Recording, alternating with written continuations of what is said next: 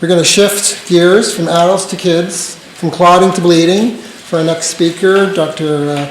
Lindsey George, who's an assistant professor of pediatrics at the Perelman School of Medicine at UPenn and at CHOP.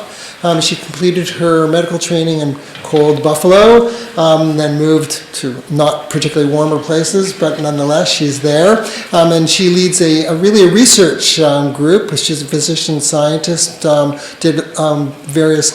various clinical trials and realized the challenges of running clinical trials, I think, and is happier in the lab, where she's looking at regulation of factors related to hemostasis thrombosis, in particular interested in bleeding disorders. So, Lindsey.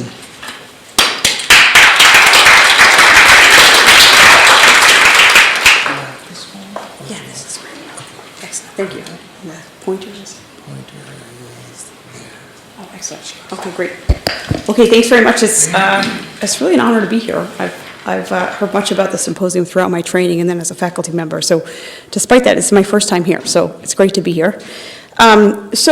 What I was charged with was giving an update on where we are in hemophilia gene therapy. So what I'll do is I'll provide a brief overview of that, and then I think, hopefully true to the spirit of Earl Davie's work, talk a little bit about some of our work in the lab in protein biochemistry and efforts that we think may potentially improve some of the approaches to hemophilia gene therapy, particularly in hemophilia A. So my disclosures. So just briefly, this is a bit of a busy slide, which is sort of on purpose. This is most gene therapy efforts in hemophilia are using adeno-associated viral vectors, or AAV vectors, systemically infused, targeting the liver for factor VIII or factor IX expression. And there's just a tremendous amount of activity in this space. And actually, in the clinical side, we now have approved vectors for hemophilia A and B. So Flactrogene roxaparvovec, or Roctavian, was approved for hemophilia A in Europe, actually going on a year and a half ago, and this past June in the United States. It's only so far 2 patients that have received a licensed vector, so it hasn't been a lot of uptake, but has nonetheless, I think, paved the way for this potential approach for being a licensed therapy. And then similarly, and as you can see here, there's quite a bit of activity, including work that now has progressed to licensing applications and later phase clinical trials. And then the second box here is outline of active hemophilia B trials, of which we now have a licensed vector for hemophilia B, approaching now a year. This is HemGenix, developed by Unicure and CSL Behring. What I wanted to do here is kind of focus on the hemophilia B work now is universally adapted the use of the factor IX Padua transgene. And so factor IX Padua was discovered in a family from Padua, Italy. And it's a single mutation in the catalytic amino acid change in the catalytic domain of factor IX. And what was found is, this is looking at factor IX activity by one-stage assay. And for the Padua protein, the one-stage assay activity has about 8-fold greater specific activity. And so very quickly, people made the leap to, could this be a really useful transgene for hemophilia gene therapy? The concept is you get sort of a bigger bang for your buck, if you will. And so when some of those efforts to translate this into clinical trial were ongoing and collaborative work, we were interested in how does this protein actually confer enhanced functional activity? And the short answer is that we don't actually know just yet. But what I think is important from a safety standpoint is we have some sense of how the protein is regulated. And what I think is important about Padua is in studies that we demonstrated that the Padua protein is similarly activated and inactivated, so essentially regulated the same way as the wild type 9 protein, and then similarly requires 8A cofactor function, 8A cofactor activity for function. And then this is just some of the aggregate data that has come out of hemophilia B trials, looking at. I might try to shift this really quick because it's so small on here. Am I going to disrupt this? Yeah, no, I'll go back, sorry. Oh, I've messed up my presentation. Let me just keep talking here. Let me see if I can fix this, sorry. But I think what's is relevant in hemophilia B, sorry about that. There's been quite a bit of activity that has shown that, let me see if I can do this. This should work. There we go. Briefly, so this is just looking at aggregate clinical trial data that come out of hemophilia B gene therapies, looking at annualized bleeding rate before and after vector infusion. So before the adaptation of the factor IX Padua transgene, people had successful expression of the wild-type protein, and you can see achieve factor IX activity in the low, mild range of hemophilia B, improved annualized bleeding rates. But with adaptation of the factor IX POTOA protein now in multiple clinical trials, you get factor IX expression, the range of high, mild hemophilia B, or even normal expression, and the vast majority of patients across multiple trials actually don't have any bleeding events. And the annualized bleeding rate overall in the trials is less than 1. And so as this work was ongoing, I thought, well, geez, this would be potentially something like this could be quite useful in hemophilia A. And of course, I'm not the first person to have this idea. So this is a protein engineering or factor VIII has been going on for now several decades. This is a summary of a lot of that work specific to the potential use in gene therapy.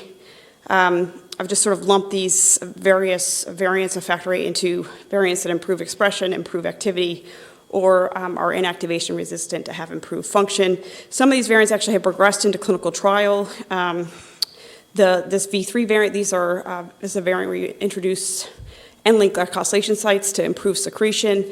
Available clinical trial data suggests that what was observed in mice and may not have translated necessarily to people to have improved expression. And then we eagerly await, there's a variant that's been around for some time where it's a human porcine hybrid that has improved expression, and that trial is ongoing, and we'll await initial data, but they are starting at a dose that's higher than what some of the other trials are using. So just thinking about the potential for an enhanced variant to be useful in the context of hemophilia A, I want to just take a step back and take stock of where we are in hemophilia A gene therapy. The aggregate clinical trial data are summarized here, looking at factor VIII activity over time, longitudinally over years. And I think, first of all, I just want to note that a number of trials have had really quite remarkable expression, at least initially, putting people into the normal range of factor VIII expression. The green line represents data from an ongoing pivotal trial sponsored by Pfizer. And then the only licensed hemophilia A vector, the phase 1/2 data are noted here in red, and then the phase 3 data here are noted in blue. And I think what's striking about these data are, first, the initial levels of expression are impressive. But there was this unexpected year-over-year decline in expression, which in the field of hemophilia gene therapy is everyone's favorite question to try to understand this. But I do want to make a point about this trial here outlined in black. This is a trial that was sponsored by Spark Therapeutics. And first, you can see, of course, there's more modest levels of expression. But I think it's pretty clear that the pharmacokinetics of longitudinal expression are different. And so I think it's actually quite important of where do we go next to improve this, because do we need to abandon this approach, or can we actually have durable factor VIII expression? And so I just want to look a little more closely at data from this vector. So I'll just note importantly that a number of the patients had an immunological response to AAV, lost expression within a couple months post-vector. But so there are problems there. But if you could overcome that, this is the data of all those patients that maintained expression outside that window.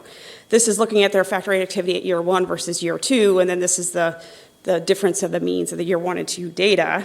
And you can see their levels were pretty steady from year 1 to year 2, which is in contrast to what was been seen with the currently licensed AAV vector for hemophilia A. And then these are the data I just showed you, and if you compare that to longitudinal expression of factor IX, so this is factor IX activity over time, at which multiple groups have shown approximately durable expression of factor IX over time. So the exact mechanism of what's going on here in hemophilia A is not clear. There are a number of hypothesized mechanisms that I would probably put into the buckets of the potential that there's manufacturing that's leading to this, gene silencing, undetected immunological response to either the vector or the transgene-derived protein.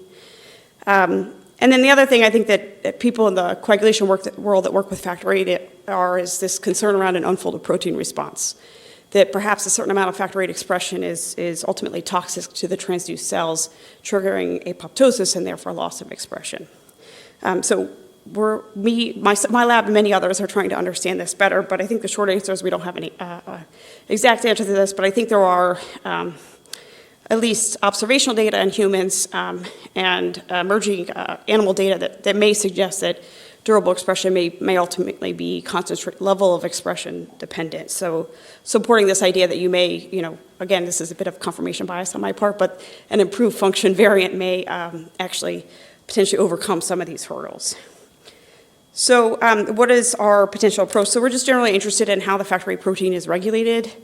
Just briefly, this is the schematic of the intrinsic tenase. There are two described ways that factor VIIIa is inactivated. The first is spontaneous dissociation of the A2 domain. So this A2 domain is held within the VIIIa heterotrimer by weak electrostatic interactions, and you can see the dissociation of this, the A2 domain far exceeds even plasma concentrations of the pro-cofactor. And I'll show you in a moment, this is thought to happen quite rapidly. And then the second mechanism is proteolytic cleavage by activated protein C together with cofactor protein S. So these are data from my group, but this is demonstrated multiple times before me.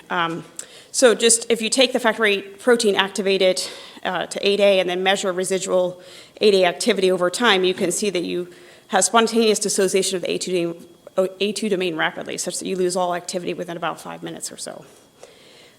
This creates a number of experimental limitations because the protein is quite unstable, right? So if you want to try to look at the other mechanism of 8A inactivation, you have to overcome this spontaneous A2 dissociation, which people have tried a number of different ways. One of those ways is just by looking at APC cleavage of the pro-cofactor of factor VIII.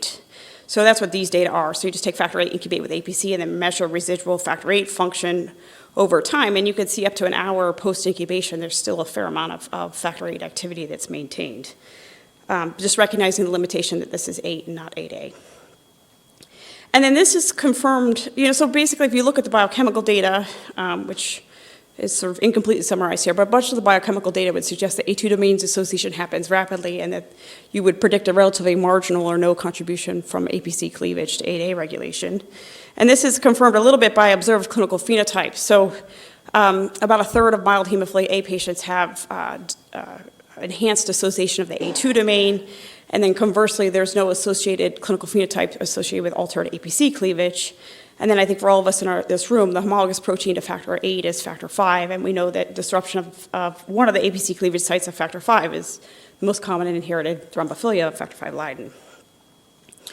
So we started this work just saying, there's very little work that's been looked at to look at the in vivo regulation of 8A by APC. And we actually just started this making a control protein. So this is the domain organization of factor VIII. There are two described APC cleavage sites. We introduced hard-to-change glutamine mutations to the APC cleavage sites, and then we looked at the function of this protein that was resistant to APC relative to the factor VIII wild-type protein in vivo. So this is a simple, took hemophilia A mice, infused the protein, performed a tail clip assay, and measured blood loss. And what we saw was that making the factor VIII protein resistant to APC improved the hemostatic function. And this then suggested to us that APC was actually important in AA regulation. We've gone on to look at this in the context of gene therapy, same idea, this time just expressing either the wild-type protein or our APC-resistant factor VIII protein in hemophilia A mice. This is, if you have equal antigen expressions of the two proteins, this is again looking at blood loss after a tail clip assay, and you can see the QQ protein, again resistant to APC, has improved function. So therapeutically, this could be interesting. We've partnered with a pharmaceutical company to think about developing this, but I think for purposes of fundamentally what we're interested in, this suggests that APC does have at least some role in 8A regulation. And so we took a step back to think a little bit more broadly of how do we, in a way, reconcile our observations with longstanding literature to understand the sort of comprehensive mechanisms that are important for 8A regulation. And so when you think about it, once 8 is activated to 8A, it can exist in so-called essentially multiple states by itself, bound to 9A, or fully assembled into the intrinsic tenase. And we know that these ligand interactions actually play a part in how 8A is regulated. So when 8A is bound to 9A, this stabilizes the A2 domain. And in the presence of 10, there are at least some hints of data that this could protect 8A from proteolytic cleavage by APC. But as you might imagine, these ligand interactions are concentration dependent. We don't know how much 8A or 9A are made in vivo, and it's quite difficult to model in a purified system. And so what we sought to do was develop a cadre of experimental proteins so that we could look at this in purified systems and pair that with in vivo models to really understand the sort of comprehensive, ideally, the comprehensive mechanisms of physiologic 8A regulation, which we thought would just be important to understand a bit better. And then, of course, this could be helpful translationally, both in terms of potentially engineering an improved function of factor VIII variant, but also if you think through the safety of this and prothrombotic risk. So to do this, the next series of experiments I'll show you outline the use of these control experimental proteins. So a wild-type protein, our APC-resistant factor VIII QQ. And then this is a variant actually originally described by Phil Fay that has improved A2 stability just by electrostatic interactions. So we didn't want a covalent linker there because this could also have a secondary effect on APC cleavage. So this is just a variant, again, previously described that improves electrostatic interactions with the A2 domain, and then combined all four to have a factor VIII variant that was resistant to A2 dissociation and APC cleavage. Okay, made the proteins, biochemically characterized them. The idea here is we want to make sure that they had the expected consequences and no unexpected consequences. So importantly for some of the studies I'll show you, all the variants had normal affinity for 9A, normal Michaelis-Menten's kinetics, and then as expected, when you stabilize the A2 domain, the protein, the Vmax of the protein improved, but not remarkably so. And then the specific activity when you stabilize the A2 domain improves over the wild-type protein and our QQ protein. Most importantly, this is looking at A2 dissociation, just looking at residual 8A activity over time. As expected, our wild-type protein and our APC-resistant variant had normal A2 dissociation, and then the introduction of these VV mutations stabilized the A2 domain. So what we wanted to do was to have a system where we could look at these ligand interactions in a purified system initially. And so I just want to briefly explain the assay. So the concept here is, I'll just describe it in 3 steps. So we wanted to activate 8 to 8A in the presence of variable amount of 9A to simulate variable 9A saturation. We did so by using an active site block 9A, so we didn't want to have function. And then we perform an incubation step for up to 30 minutes, looking at residual 8A activity, either in the absence of APC to look at A2 dissociation, or in the presence of APC, where we can look at both APC cleavage and A2 dissociation and 8A regulation. And then measured residual 8A activity by an intrinsic 10A assay, which is exactly what you'd expect, 8A, 9A, 10, and then you measure the rate of 10A generation as a function of factor VIII activity. So just briefly the data here. So what's represented here are, so again, what we're looking at is residual function as a function of fractional saturation of 8A by 9A, increasing as we go down here the columns. As expected, without 9A, you lose 8A loses activity quickly. But what was, I think, important here is that there was clear evidence that 9A stabilizes this A2 domain, such that when 8A is saturated by 9A, it's remarkably stable, as demonstrated here. This is looking at residual factor VIII activity over time, and you can see when saturated by 9A, activity is maintained for up to 30 minutes. Okay. And then our VV variants, as I had shown you before, have a really stable A2 domain, and they're just an important control. Now, same series of experience with APC present. So the idea here is we're looking at both mechanisms of 8A inactivation. In these experiments, the red line represents residual activity of our QQ variant, is resistant to APC cleavage. So the difference between the red line and the black line, which is the wild-type protein, represents the impact of APC cleavage. And you can see the role of APC cleavage increases with increasing saturation by 9A. And then similarly, another way to look at this is to compare our A2 stabilized variant versus variant similarly stabilized, a stabilized A2 domain with a resistance to APC cleavage. So these are kind of a lot of data, but to try to put it together, what we did is you could just simply, we'd like to put this together to look at how the factor VIII protein is, or 8A protein is inactivated as a function of fractional saturation by 9A. So just what I'll show you in a moment is just, we just took the area under the curve from each of these graphs. I looked at the area under the curve relative to the fractional saturation of 8A by 9A. So I think what's relevant here, again, as you have increasing fractional saturation by 9A, you have increasing residual factor VIII activity. You can deduce the relative contribution of APC cleavage by looking at our APC-resistant variant versus the wild-type protein, and then generally model the contribution of A2 dissociation by looking at an APC-resistant variant that has a stable A2 domain relative to our QQ protein. So basically, both of these cannot be cleaved by APC, but you have a stabilized A2 and an unstabilized A2 domain. So I think just looking at this, what I think the remarkable points here are is increasing fractional saturation by 9A has a marked impact on the rate of A2 dissociation, and then On the flip side, so you have diminished A2 dissociation with increased saturation of 8A, and then you have increased contribution of APC cleavage as 8A is increasingly saturated by 9A. And then the other obvious ligand that 8A interacts with is 10, and so perform preliminary a series of additional experiments, but this time in the presence of 10. And there's some work that sort of suggests that 10 would inhibit APC cleavage, and I think that's similarly supported here. So again, you sort of, in the presence of 10, you lose the effect of APC cleavage on 8A. So I think this was obviously, I think, quite confirmatory that these physiologic ligands do have an impact on 8A regulation, but what does that mean in vivo? The vulnerability here is we don't know what concentrations of each of these proteins are generated during injury. So moved briefly to an in vivo modeling.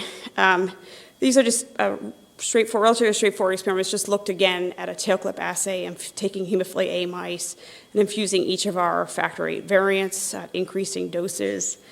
This is the represented blood loss from our wild type protein.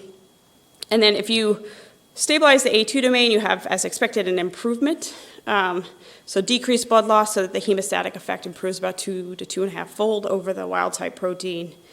We had previously shown in just repeated experiments that inhibiting APC cleavage, again, improved hemostatic function, improves factor VIII function about 4 to 5 fold. And then if you eliminate both mechanisms or reduce both mechanisms of inactivation, you have this marked improvement in factor VIII function where it's about 10 to 12 fold better than the wild type protein. So if you take a step back, I think the clearest conclusion is if you stabilize 8A, you improve the hemostatic function. Stabilizing that A2 domain, improving function suggests that 8A is not totally saturated by 9A in vivo, so it's at least somewhat limiting in the intrinsic tenase. But the exact saturation is unclear in vivo, but it's clearly not fully saturated. And then the last experiments were designed to look at 10 ligand interactions. So again, took hemophilia A mice and fused our variant proteins with or without excess exogenous 10. So this is looking at blood loss in our wild type mouses as expected, around 50 microliters in this assay. And then these are HA mice controls. This is just PBS and then PBS in the presence of our excess exogenous factor 10 infusion. The point here is that it didn't significantly change blood loss with factor 10 alone. Took our wild type protein and infused it, which is known not to be hemostatic, and then when we co-infused the same dose of that protein with of factor VIII protein with exogenous 10, what we saw was an improvement in blood loss. And then actually, this was the hemostatic dose observed with our APC-resistant factor VIII, suggesting that blocking APC, and a sort of secondary way of blocking APC potentially might be excess factor 10.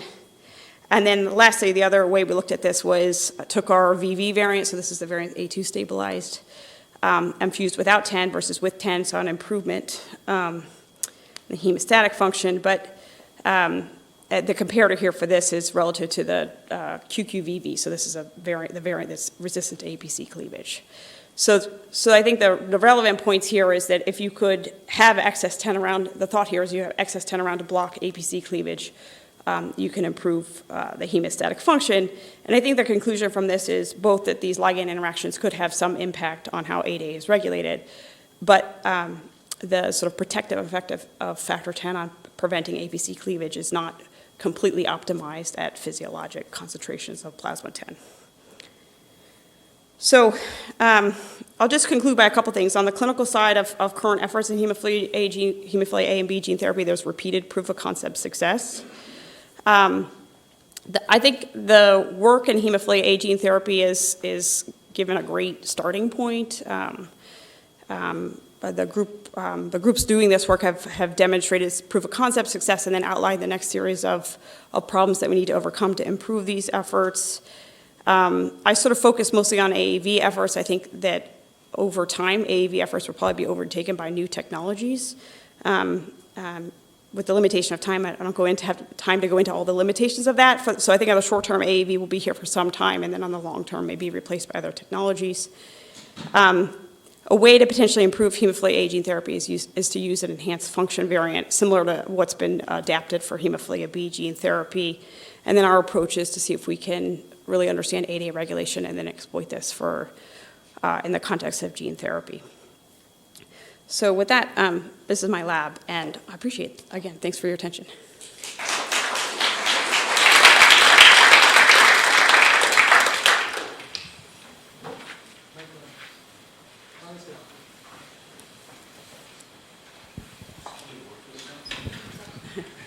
Does it work? Yes. Terrific, Lindsey. Thank you very much. I've got lots of questions. We can talk later, but I was thinking a little bit outside the box, and I'm wondering about the decline in factor VIII after gene therapy. I'm thinking a little outside the box, and maybe Clint Spiegel, I think he's here, he might have some insight as well into this. And I'm wondering about low affinity antibodies that are non-inhibitory enhancing the clearance rate of factor VIII. Have people started looking for these yet? Not to my knowledge, not to public information or any work that I've been involved in. I mean, I think it's very classic in the trials you measure Bethesda titers, but that wouldn't capture, that would only capture antibodies that have a functional consequence. So, yeah, to look at the sort of half-life, if you will. The one thing I will say, some of the trials, but not all, have looked at expression levels relative to people's recovery and half-life of factor products to see if there was a relationship, and there hasn't been something demonstrated with that. How do we tolerize people who don't have factor VIII to something that we're sticking in them? Oh, like could you use... I mean, it just doesn't make sense to me. So you mean use gene therapy to tolerize to inhibitory antibodies, is that what you're saying? Well, yeah, I mean, people don't have... Are these type 1? That people don't have factor VIII, and then we're giving them factor VIII. I don't understand how all this works. Well, I mean, I think we cherry pick a little bit in the clinical trial, so we only enroll people right now that have never had an inhibitor, and so they've had a lot of, and they require a certain amount of protein exposure. So we weed out the people that would have highest risk of having an inhibitory antibody response. All of the trials, vast majority of trials anyways, use a sort of a B-domain deleted version of factor VIII that has been in use in recombinant protein for about 20 years or so that has not shown to have increased incidence of inhibitors. Thank you. Hi, Lindsey. My name is Shannon Jackson. I'm a hematologist, and I do hemophilia A. And I'll ask an easier question than Ed Prysdale for sure. I also kind of am interested in your thoughts about this phase of learning about the right factor VIII variant to incorporate into the vector. And I wondered if you might comment a little bit on the vector dose, because in that graph, of course, you showed that sort of flatter line for SPARC hemophilia, and I believe that that's a considerably lower vector exposure for each patient. And I wondered if you think there's any comments to that combination, or whether that's just there's too many other factors going on in that. Yeah, it's a good question. I think I oversimplified. I just want to make it clear. It's very hard to compare across these trials, right? Because the manufacturing platform's different, the doses are different, the AAV serotypes are different, the cDNA sequence is different. So there's it'd be very hard to compare directly. That said, I think, so as you mentioned, the SPARC trial is using the lowest dose. Lowest dose is 5E11, and then the Roctavian work is 6E13, so the highest dose is used in clinical trial. And the question is, there's quite a bit difference, 120-fold difference in those doses, and what does that not translate to 120-fold greater expression? And why is that? And I think the reason that is probably complicated, but I'll just say that AAV5, different serotypes have different tropism to the liver, or pick your organ of choice. And it's possible that at least some of that explanation may be due to different tropisms of the vector and transduction efficiency of the target cell. Lindsey, I'm thinking about the titer going down over time. Was this not predicted in the preclinical dog models? I mean, they were dosed for over a decade. Is this a human issue that we now have to rethink what's going on in man? Or is this something that would have been predicted based on existing data? It's a good question. So the dog models, there's a Nature Biotech paper looking at longitudinal follow-up of hemophilia A dogs, small cohort. But the dogs did not demonstrate this. Their levels were stable, and in some cases actually went up to 8 years of follow-up. The factor VIII dogs, and then similarly, Hem B dogs have been stable for 8, I think up to 10 years. The one thing I'll say is that the levels of expression are, 5-8% were maximum levels of expression. I'll just briefly show you one thing. I'm not sure exactly how relevant this is. These are mice studies. We have followed, for ongoing translational work, we have taken mice, followed them for up to 18 months post-vector. And if you look at their cohorts of sort of in the mild range of hemophilia A, normal levels, and then elevated levels, we see that the mice that have overexpression lose about half of their expression. And relative to this being, so the mice expressing the highest levels lose half their expression, whereas the other mice don't. We have ongoing work to sort of understand this and see if this could help be a useful model to model what's going on in people. So I think the short answer to your question is no, this has not been observed outside of humans, but there's a lot of caveats, I think. And so at least there's some data to suggest this may go on in other species.